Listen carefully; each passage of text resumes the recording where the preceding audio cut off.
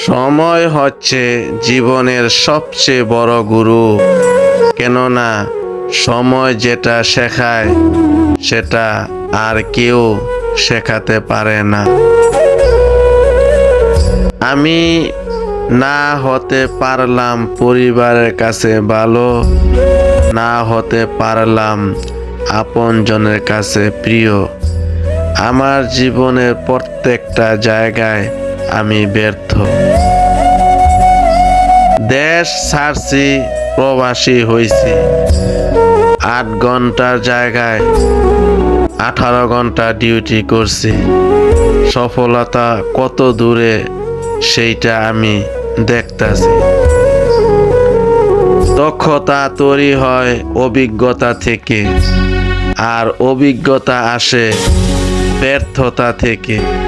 তাই ব্যর্থতা খারাপ কিছু নয়, এইটা সাফল্যের প্রথম ধাপ।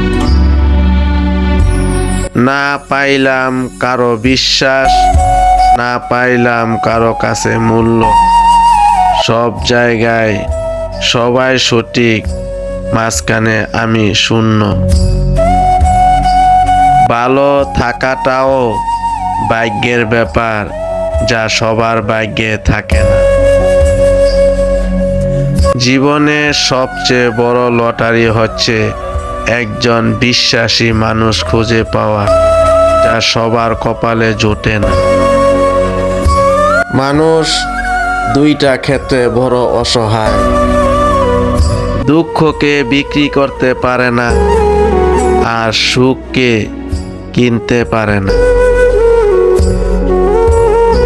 বাস্তবতা কখনো গল্পের মতো সুন্দর হয় না, আর পছন্দের সবকিছু ভাগ্য থাকে না।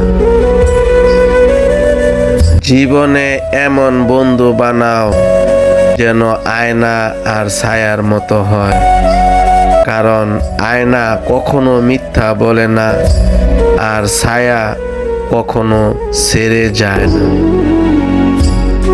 আমি জীবনে কি পেলাম জানি না, তবে আমাকে বুঝার মতো কাউকেই পেলাম না।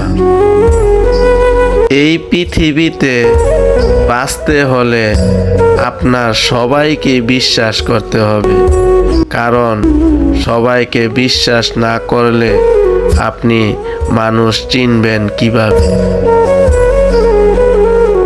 কখনো ভাবিনি জীবনে এমন একটা সময় আসবে। মাঝে মাঝে নিজের উপর খুবই রাগ হয়। কেন মানুষকে চিনতে বারবার ভুল করি, আর কেনই বা মানুষকে সহজেই বিশ্বাস করি? মুখের ভাষা খারাপ হলেই মানুষের চরিত্র খারাপ হয় না।